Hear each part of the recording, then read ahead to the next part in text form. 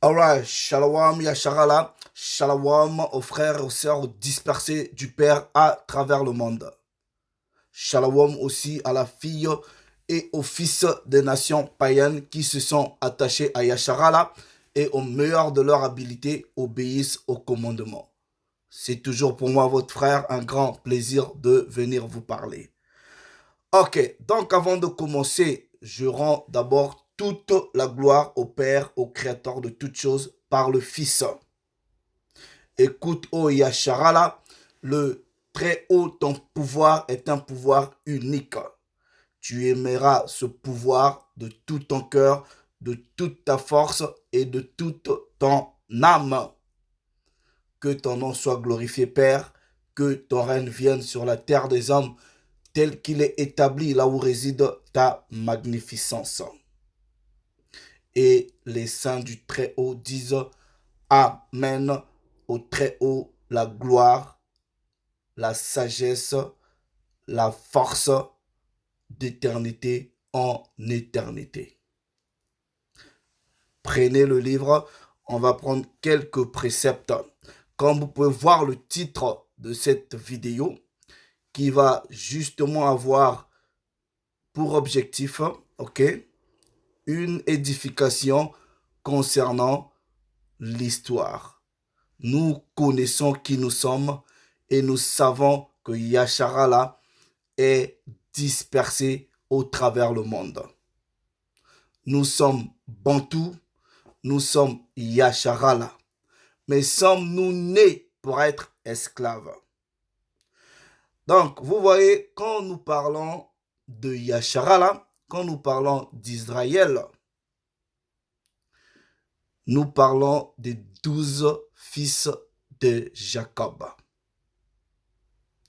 qui ont été dispersés au travers les 4 coins de la planète, vivant dans différentes cultures et ayant différentes identités.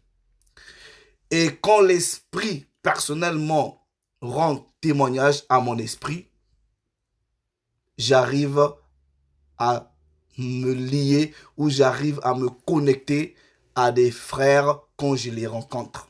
Au Banya Sharala, quand je les rencontre, peu importe d'où ils proviennent. Jean 3,11 nous disons ce que nous savons et nous rendons témoignage de ce que nous avons vu. Aujourd'hui, j'ai parvenu à tisser des relations d'amitié avec une sœur qui est de la Colombie. Et quand on s'est rencontrés, c'était dans un environnement professionnel, mais l'esprit m'a rendu témoignage que c'était une sœur. Et quand je l'ai approchée, j'ai essayé de discuter avec elle. Je lui ai juste dit, est-ce que tu es colombienne ou panaméenne de Panama? Elle me dit, comment tu sais? Je dis, je demande juste. Elle me dit, non, je suis de la Colombie. Elle me dit, tu es la première personne depuis que j'habite en Angleterre qui arrive à donner mon identité comme ça. Il dit, tout le monde pense que je suis peut-être ghanéenne, nigériane, tout ça là. Et je vous dis, ça n'avait rien à voir avec son accent ou quoi que ce soit. Mais l'esprit a rendu témoignage et j'ai pu, en tout cas, localiser la sœur dans ce sens. Et aujourd'hui, ok, tout simplement ce que nous allons faire, nous allons montrer quelques illustrations pour que vous sachiez que le peuple du Très-Haut a été dispersé. Et aujourd'hui, nous revenons comme ça.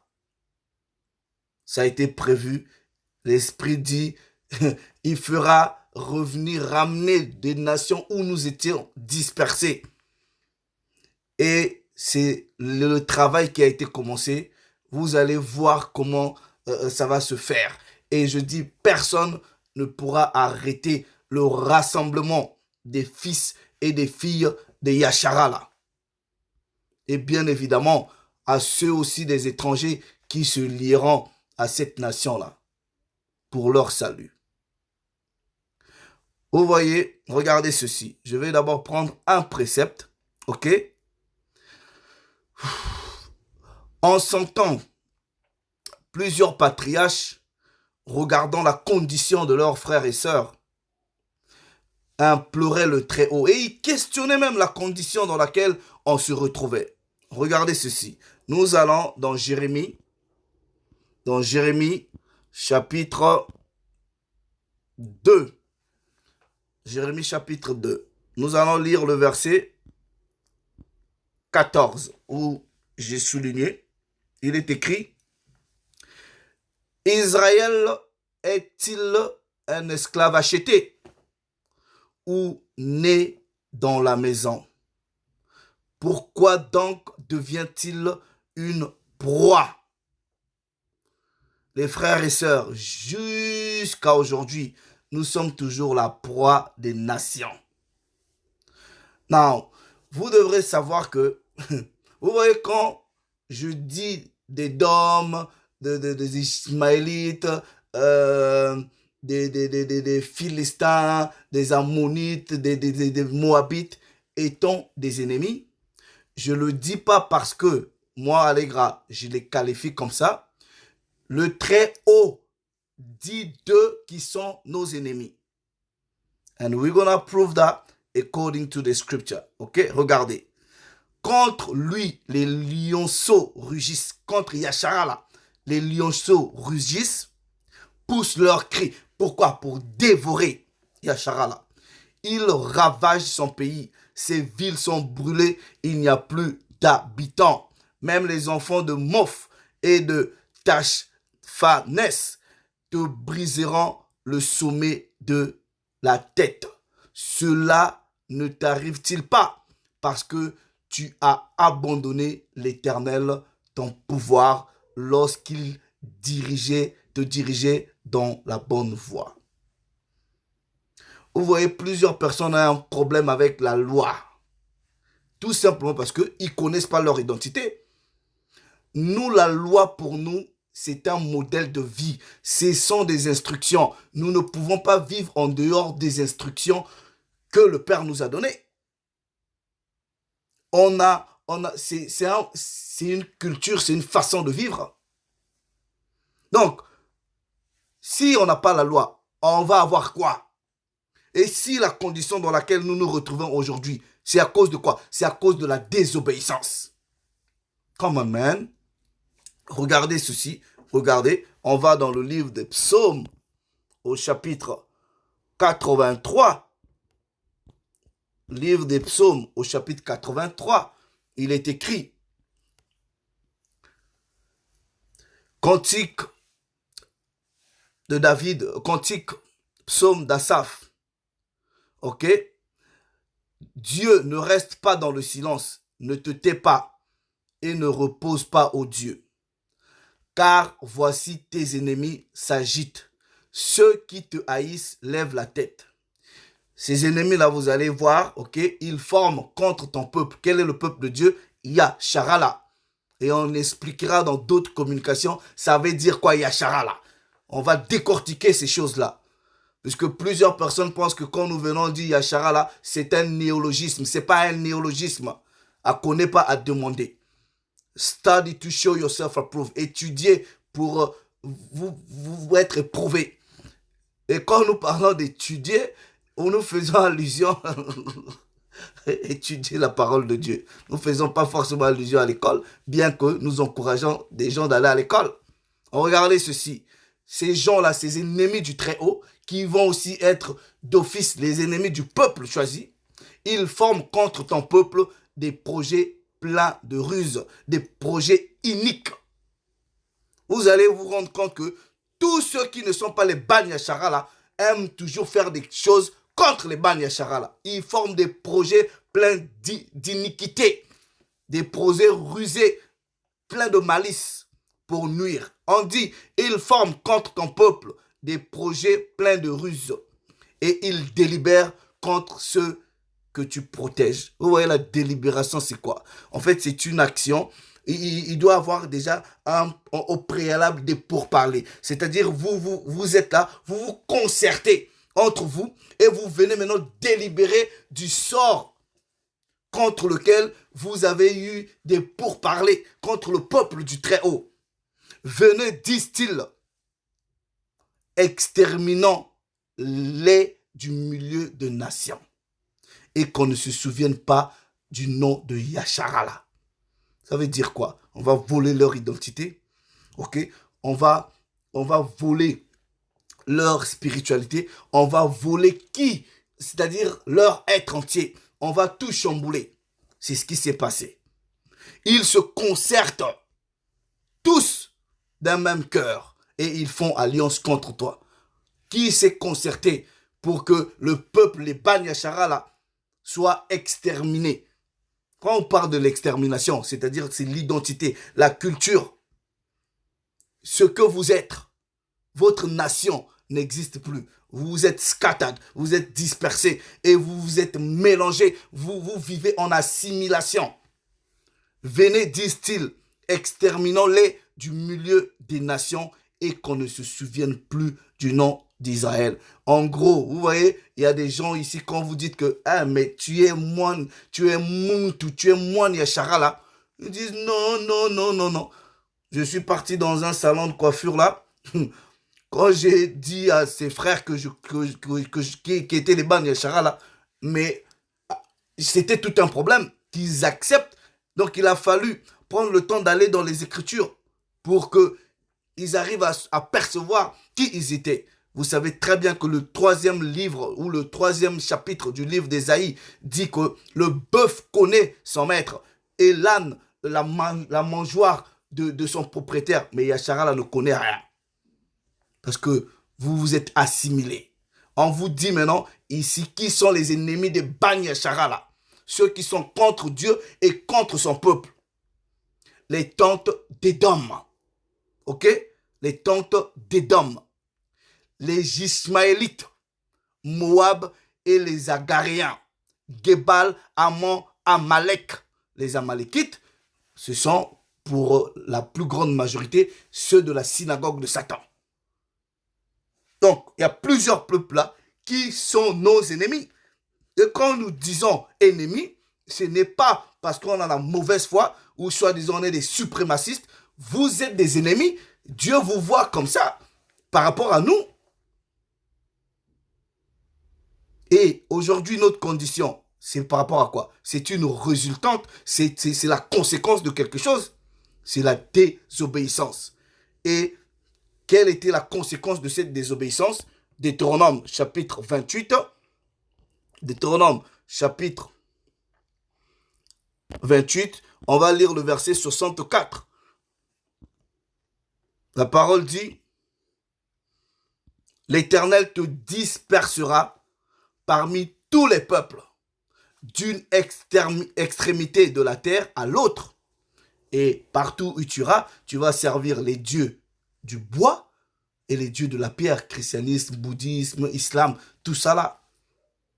Ok, maintenant, regardez ces gens-là. Je vais vous donner juste un seul exemple, ok? Je vais montrer des illustrations pour voir vos frères. Regardez ceci. Regardez ceci. Avant même que je prenne cette illustration, ok? Il y en a plusieurs. Je vais prendre encore un autre précepte. Regardez. Dans Ésaïe, on prend le chapitre 43. Ok? On lit à partir du verset. Ok. On lit à partir du verset 5. Ne crains rien, car je suis avec toi. Je ramènerai de l'Orient. Ta race. Et je te rassemblerai ou de l'Occident. Pour ceux qui sont quand même allés à l'école, ils savent qu'il y a 4 points cardinaux. On va dire ça comme ça. Voilà, le nord, le sud, l'est et l'ouest. Donc, quand on parle de l'Orient, c'est l'Orient. C'est la partie orientale. Ok? Donc, vous avez l'Occident, mais vous avez le septentrion, qui est le nord, et le midi, qui est le sud. Donc, il dit qu'il va ramener, ok, de l'est, de l'ouest, Yasharala, du sud et du nord. Preuve que nous sommes scattered, c'est-à-dire nous sommes dispersés. Je dirais au septentrion, c'est-à-dire le nord, donne et au midi, c'est-à-dire le sud, ne retient point.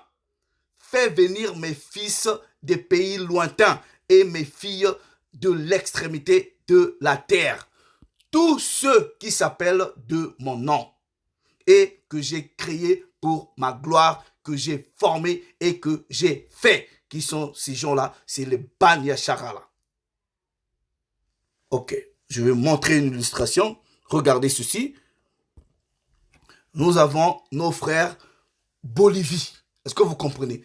Panama, Brésil, et on a mis partout dans les îles.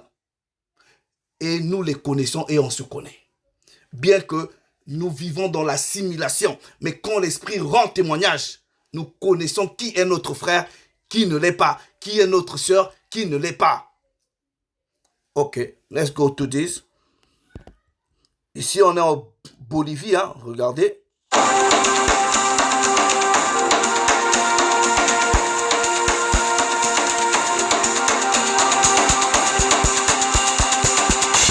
Pour les frères qui ne comprennent pas forcément anglais, veuillez m'excuser, je ne le fais pas exprès. Je l'ai toujours dit, même la plupart des documentations qui sont disponibles sont en anglais. Vous pouvez utiliser Google Translate à traduire, mais bon, je peux rien faire. Je suis obligé de poster comme ça. Ok, et j'espère qu'à l'heure actuelle, quand même, plusieurs personnes ont ce minimum de base pour comprendre un peu ce qui se passe. Ok, donc voilà.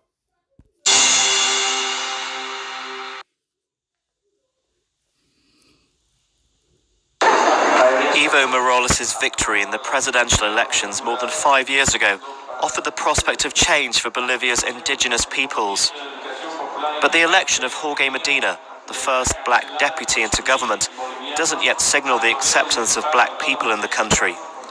According to the UN's High Commissioner for Human Rights, Navi Pillay, Bolivians of African descent still find themselves living on the sidelines of society. Donc il dit les Boliviens de descendance africaine, ils vont juste dire descendance africaine parce que vous voyez le terme africain là est compliqué. C'est un terme complexe et je vous dis, c'est nous les Banyashara là, j'ai pas envie de toucher ça, mais c'est un terme que nous ne devons pas utiliser facilement comme ça. Parce que plaise au très haut, nous reviendrons aussi sur ces termes-là. Ok, mais pour faire simple, quand ils disent de descendance africaine, bah, ils parlent, voilà, de l'Afrique, tout ça. Là. Et sachez très bien, ok, l'Afrique, comme vous la comprenez aujourd'hui, ce n'est pas du Maghreb jusqu'en Afrique du Sud. Ça, c'est faux. C'est géographiquement faux. Ok, géologiquement faux, socialement c'est faux. On va expliquer ces choses-là et historiquement c'est faux, même scientifiquement c'est faux. La terre chaude, ok, part plus loin que ça. Ça, on viendra avec le temps. Mais regardez, ok, nous continuons le documentaire. They are an extremely vulnerable group. Denied rights, they are invisible. Un groupe qui est vulnérable, à qui on refuse des droits. Deutéronome chapitre 28 dit quoi? Partout où tu iras, tu n'auras pas la paix. Tu te poseras la question de ton existence jour et la nuit. Vous n'aurez pas la paix en terre de captivité. Rien du tout. Rien, il n'y a pas de paix pour vous. C'est ce que le Père avait dit jusqu'à ce que vous reveniez sur la loi, vous revenez sur les instructions qu'il avait données à vos pères, qu'ils ont désobéi.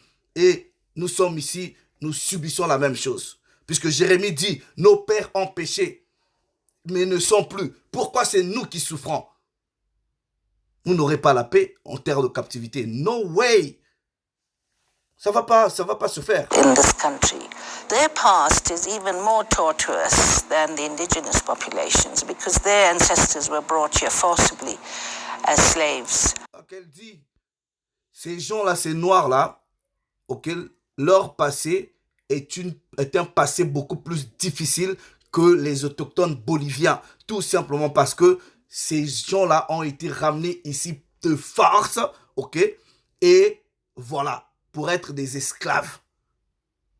C'est pour cela, dans Jérémie chapitre 2, du verset 14, Jérémie pose toujours la question. Mais on sort de l'Égypte, captivité, les Assyriens, les Grecs, tout ça. Mais finalement, c'est quoi? Est-ce qu'on est né pour être des esclaves? Est-ce qu'on est né que pour servir? And some of the badges of slavery still linger in their lack of rights and opportunities and the way they are treated. The United Nations has designated 2011 as the International Year for People of African Descent. The year aims at strengthening the integration of people of African descent into all aspects of society, protecting their rights and promoting greater knowledge and respect for their diverse heritage and culture. But Jorge Medina says racism remains a part of the daily life of many Afro-Bolivians. If there is a job, they do not receive us and tell us that the post has been taken already. Vous voyez, quand il y a un travail, ils ne vont pas vous prendre. Mais quand vous parlez avec d'autres collègues, ils vous disent, mais non, non, non, non. Le poste est toujours disponible. C'est ce qu'il est en train d'expliquer. Et c'est ce que plusieurs de ces frères-là nous souffrons. Et je tiens même à signaler, vous voyez, bon, je ne vais pas dire ce détail-là. Je ne vais pas dire ce détail-là. Mais tout ce que je peux dire, nous en Europe ici, on est encore un peu mieux par rapport à plusieurs frères qui vivent dans d'autres pays. On est encore un peu mieux. Donc ça veut dire quoi? Le semblant comment dire, le peu de mieux là, le petit mieux plutôt, je sais même pas si le terme est, ou la construction de la phrase est, mais le petit qu'on peut avoir, organisons-nous les frères et sœurs, organisons-nous. Nos frères souffrent dans d'autres réalités et ils souffrent, mais ce sont les Banya Charala comme vous, ils souffrent. Et si nous pouvons même nous organiser ici, où on a des petits semblants de liberté pour aller leur venir en aide, c'est ce que nous devons faire. Nous devons faire parce que ce sont nos frères, ce sont nos sœurs qui souffrent ailleurs. Et ici, nous pouvons nous organiser tout simplement, même la collecte des vêtements. Ouais, il y a des vêtements ici. Il y a des frères qui souffrent en Afrique, en Asie, en Amérique. Ils souffrent. Et ça nous coûte quoi de s'organiser en disant, nous avons nos frères au Panama, en Bolivie, en Colombie, on peut leur venir en aide. Ça ne nous coûte rien du tout. Écoutons ce frère. When we meet non-Afro friends afterwards, they tell us that the post is still vacant. They do not consider us for our qualifications, but for the color of our skin. Afro-Bolivians descend from slaves brought from Africa in the 16th century. They were sent to the mines of Bolivia and later the sugar plantations of Los Yungas, a semi-tropical... Pour aller travailler dans les plantations de sucre, tu travailleras dans la nudité et dans la soif, dans la famine. It's all written there. C'est tout écrit là-bas. Come on, man. ...region, about 3 hours from the capital, La Paz. Today, the estimated 25,000 Afro-Bolivians living in these valleys are a largely forgotten community who sorely lack schools, healthcare, and basic services such as electricity and water. Many hope... Maintenant, les frères, les sœurs, vous voulez... Maintenant, ça nous coûte quoi, par exemple? On vous dit que vos frères là-bas, ils ont même pas le courant, même pas l'eau, rien du tout. Ça nous coûte quoi aujourd'hui, nous qui sommes soi-disant en Europe ici? Ça nous coûte quoi de s'organiser en disant, oui, on va peut-être aller en Bolivie apporter de l'aide à nos frères? Ça nous coûte quoi? De chip in, mettre 10 euros, 10 euros, 10 euros, on fait une collecte, allez, on va même faire un petit forage d'eau. Ça vous coûte quoi? Ce sont vos frères qui souffrent dans d'autres réalités. Are you thinking about that? Est-ce que vous pensez à ça en Afrique? Est-ce que vous pensez à ça? We know our people. On connaît nos peuples, notre peuple. On connaît nos gens. The election of Mr. Medina is the first step in realizing their rights, ending years of discrimination.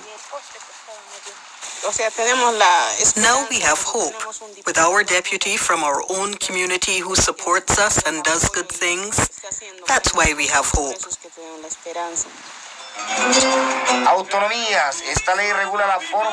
Every Friday, Jorge Medina mixes the sounds of Africa with political rhetoric, using his radio program to speak about issues affecting the Afro... Anyway, même si aujourd'hui, on s'est assimilé, mais il y a toujours quelque chose qui est resté. Regardez ceci, ok? Nous sommes ici, je pense, en 1900 et quelques, ok? Au Brésil. Cette vidéo-là, c'est au Brésil. Et vous voyez voir ce monsieur-là en train de parler le King Congo, ok? Au Brésil. Écoutez-le. E 4% de negros. E o pequenino parente de que samba na cacunda. Urugunta onde vai? Urugunta. Vous voyez, il y a plusieurs même chansons culturelles des frères. Il y a même une vidéo, je vais vous la jouer, qui sont dispersées. Ce sont les mêmes chansons que vous retrouvez en Afrique. Parce que, vous voyez, chez les Bantous, chez les Banyashara, là, il y a des chansons, bon, je pense même dans toute culture, il y a des chansons lors du malheur, il y a des chansons lors du bonheur, et c'est des choses qui sont restées. Et nous bénissons le Très-Haut parce que même les frères étant dispersés, ont réussi à garder ces choses-là. Ont réussi à garder ces choses-là. Écoutons ce monsieur qui est au Brésil, je ne sais pas, en 1800 ou je ne sais pas quoi, 1700, ok, mais je pense 1900, et il est en train de donc dans sa communauté là, il parlait le Kikongo au Brésil, écoutez-le.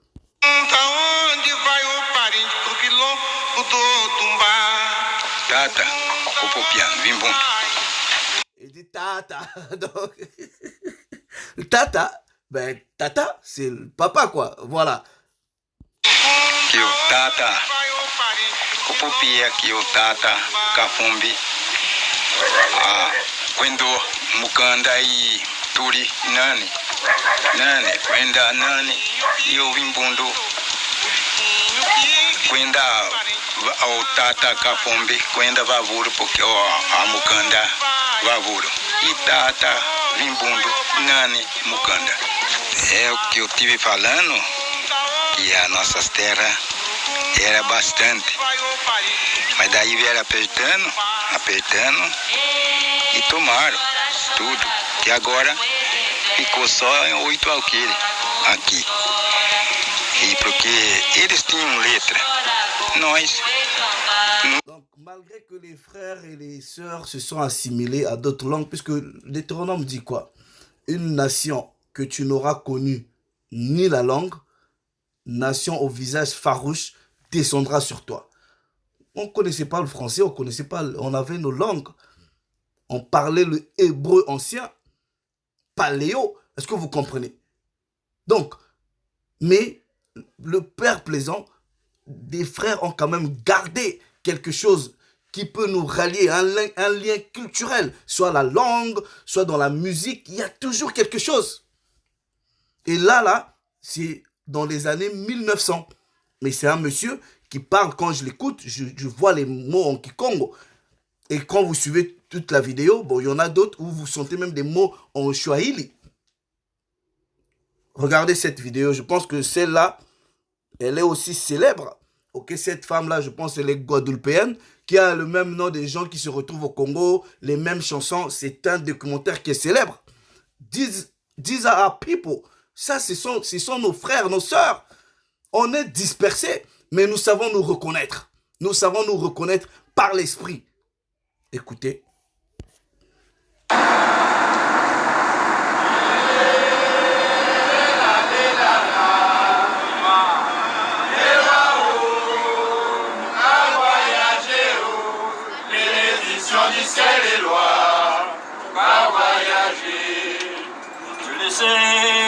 Maman, je le sais, tout y foi à nous. Je le sais, tout ça nous tenit, messieurs. Yo barque nos bonnes aiguilles, yo caïvan nous dans la life.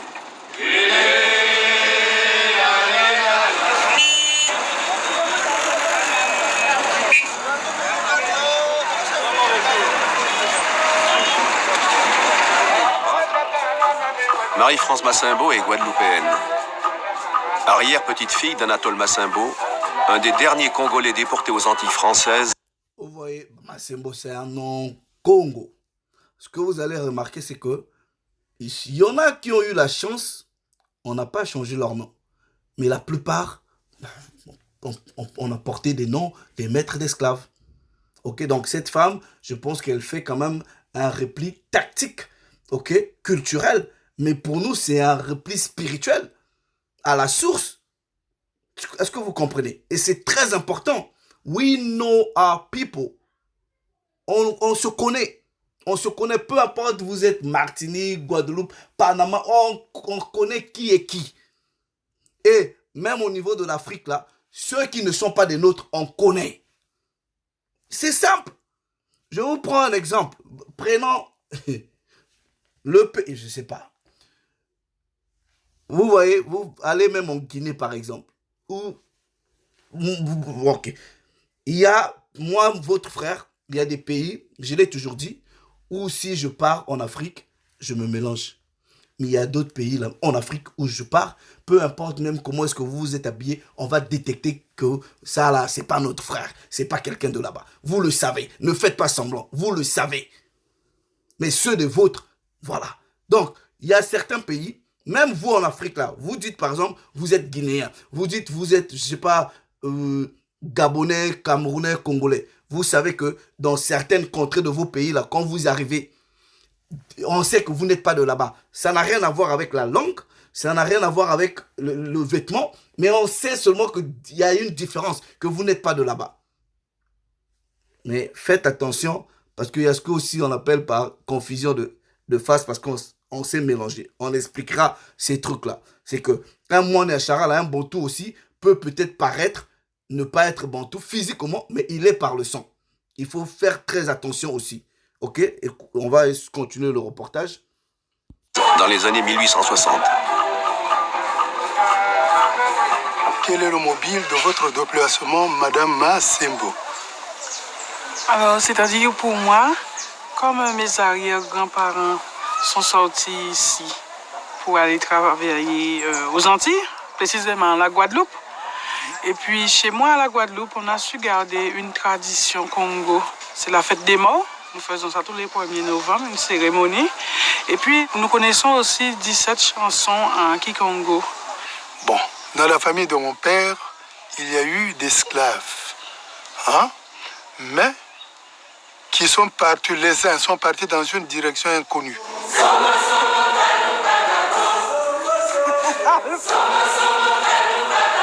Donc, vous comprenez par là que cette chanson, elle la connaît. Mais c'est soi-disant une Guadeloupéenne. Mais elle connaît cette chanson parce que là où elle est, c'est la même culture qu'on a gardée. Donc elle fait son retour soi-disant au Congo, mais elle retrouve sa famille, elle retrouve ses ancêtres, on va dire ça comme ça. Elle retrouve la source de sa culture. Oh, praise to the Most High. Moi, quand je vois des trucs comme ça, ça fait froid au dos. Et je dis que le très haut est merveilleux.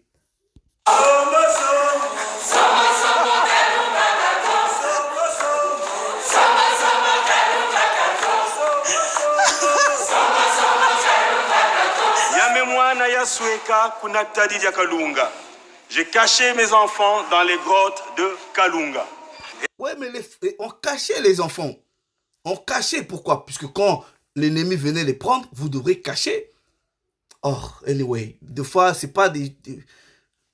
On va continuer le... C'est là, pendant des générations, la famille Massembo était une famille à craindre.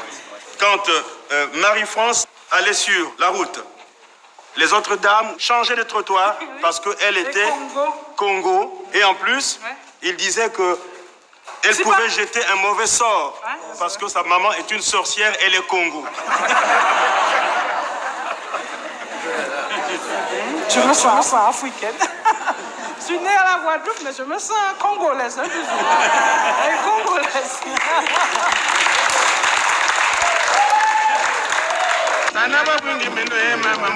Quand même un reportage qui est célèbre. Mais le dernier reportage, avant que je prenne 2-3 presets pour conclure, c'est un frère qui me l'a envoyé au même moment où j'étais en train de penser de faire un petit partage dans ce sens. Regardez, nous sommes ici au Panama.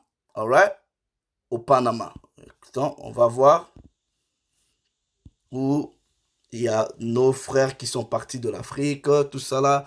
Bref, vous voyez, quand on parle peut-être Congo ou quoi que ce soit là, ça veut rien dire dans le fond. Tout simplement parce que nous savons que les Banyachara là sont partout. Nous sommes un même peuple. Donc, vous pouvez peut-être avoir d'autres royaumes qui se retrouvaient aussi dans d'autres parties du... Par exemple, vous voyez, il y a des Ghanéens qui se retrouvent en Haïti. OK? Il y a certaines tribus du Bénin qui se retrouvent... C'est ça, en fait. Mais nous connaissons qui est qui. Nous connaissons les Banyachara, là. Period. On sait qui est qui. Au frère qui m'a envoyé ça, frère Shalom, ok? J'ai pas forcément besoin de dire ton nom, mais merci beaucoup. Voilà, et je t'ai dit que... Mais tu m'envoies un truc où je préparais aussi un petit partage dans ce sens. Shalom, frère, que le Très-Haut te bénisse. A été découvert par Christophe Colomb, qui, séduit par la beauté du lieu, lui a donné le nom de Beauport. Portobello a surtout été un centre névralgique pour le commerce de l'or et la traite négrière. Des milliers d'esclaves sont arrivés ici au XVIe siècle. De cette histoire tragique restent des vestiges comme ce bâtiment des douanes ou ce fort avec ses canons pointés vers la mer des Caraïbes. Reste aussi et surtout une culture, la culture Congo et sa gardienne du temple, Mama Hari. La plupart de ceux qui ont été emmenés dans cette région viennent du Congo. Tout ici est Congo. La langue, c'est Congo. Tout ce qui est fait, c'est Congo. Nous sommes Congo parce que nous sommes des Africains, des descendants d'Africains. Mama Hari est intarissable quand elle évoque les ancêtres et leurs souffrances pour bâtir ces immenses murs de corail. Les maîtres espagnols ont obligé les esclaves à s'immerger dans les profondeurs de la mer pour y couper ces coraux. 95% des habitants de Portobello sont d'origine africaine et la culture Congo fait partie intégrante de leur quotidien. Depuis 3 ans, ils ont même leur musée. Ici, on apprend comment les esclaves ont lutté pour leur liberté, comment ils ont adapté leurs connaissances traditionnelles à l'environnement local. Une histoire singulière qui a valu à la culture Congo d'être inscrite depuis novembre 2018 au patrimoine culturel immatériel de l'UNESCO. Toute la population est très fière de cette décision parce que c'est la reconnaissance d'une culture, c'est l'histoire de la lutte d'un peuple libéré de l'esclavage, devenu cimarron, qui se souvient de son histoire avec fierté. Nous espérons que davantage de visiteurs viendront, que beaucoup de gens s'intéresseront à l'histoire, à la culture et à la nature de Portobello. La danse est l'une des composantes les plus importantes de la culture Congo. Une danse, mais aussi une forme d'expression pour dénoncer l'esclavage, évoquer les luttes pour la liberté ou encore parodier l'église ou la couronne espagnole. Notre costume symbolise la liberté, celle pour laquelle le... Anyway, c'est toujours des documentaires que vous pouvez trouver sur Internet. Et quand Jérémie posait la question de savoir, mais est-ce que Israël est né pour être esclave? Pourquoi? Il se questionnait. Mais nous savons que nous ne sommes pas nés pour être esclaves. Nous vivons ces esclavages-là à cause de la désobéissance. Et aussi longtemps nous allons revenir à la maison, le Père va se glorifier. Et c'est le Père qui nous rassemble. Et à tous ceux qui nous ont mis dans ces conditions-là, vous allez vivre la même chose. We're gonna prove that. On va prouver ça selon les Écritures. Aujourd'hui, vous pouvez vous glorifier de votre gloire, vous Américains, vous Européens, British, French, whatever. Vous vous glorifiez, on a bâti vos nations sur la sueur et le sang. Et vous allez rebâtir la même chose pour nous. We're gonna prove that according to the scripture. On va le prouver, ok? Celui qui mène en captivité ira en captivité. Celui qui tue par l'épée sera tué par l'épée. Ésaïe chapitre 14. Ok? Verset 1. Car l'Éternel aura pitié de Jacob. Il choisira encore Israël. Il les rétablira dans leur pays. Les étrangers, c'est-à-dire les étrangers, se joindront à eux et ils s'uniront à la maison de Jacob. Les peuples, c'est-à-dire les Banyachara, là, les prendront et les ramèneront à leur demeure. Nous ne sommes pas chez nous. Est-ce que vous comprenez? Ok? Et la maison d'Israël les possédera de la même façon. Vous nous avez possédés en nous donnant vos noms, vos identités qu'on a portées. Jusqu'à aujourd'hui, on porte. Ok? Et la maison d'Israël les possédera dans leur pays. Comme quoi? Comme serviteurs. De la même façon, on a été serviteurs chez vous et on continue d'être serviteurs. Ok? Et comme servantes. Ils retiendront captifs ceux qui les avaient fait captifs et ils domineront sur leurs oppresseurs. Donc en gros, on va dominer sur Ammon, on va dominer sur les Égyptiens, on va dominer sur les Moabites, on va dominer sur les Édomites, les Ismaélites, on va dominer tous ceux qui nous ont oppressés. Maintenant, si vous ne croyez pas à ces prophéties-là, allez dans d'autres choses. Et regardez comment est-ce que vous allez bâtir notre nation. Ésaïe chapitre 60.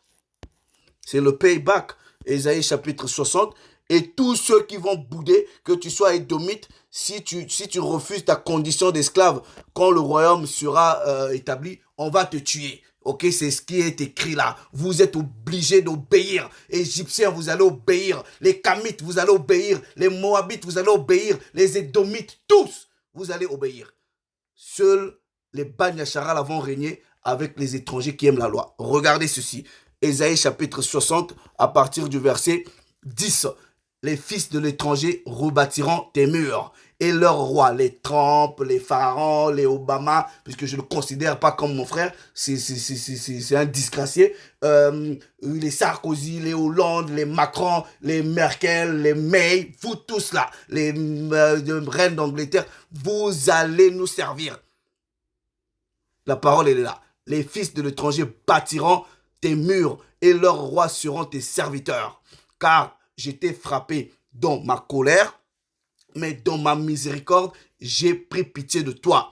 Tes portes seront toujours ouvertes, elles ne seront fermées ni jour ni nuit, afin de laisser entrer chez toi les trésors des nations et leurs rois avec leur suite. Regardez le verset 12, ok? Toi Édomite, toi Ishmaélite, toi Amalekite, toi Philistin, toi Kamite ou quoi que ce soit là, vous tous là, regardez, car la nation et le roi qui ne te serviront pas périront. Vous serez mis à mort si vous ne vous obéissez pas. Il n'y a pas de négociation, période. Car la nation et le royaume qui ne te serviront pas périront. Ces nations-là seront exterminées. Je m'arrête là.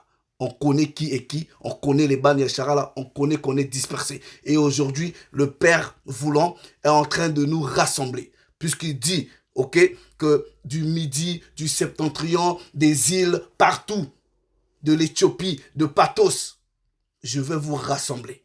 Le peuple se rassemble spirituellement, le peuple va se rassembler physiquement et en attendant la rédemption par le Mashiach. Le Très-Haut, c'est encore glorifié. Je m'arrête là. Shalom.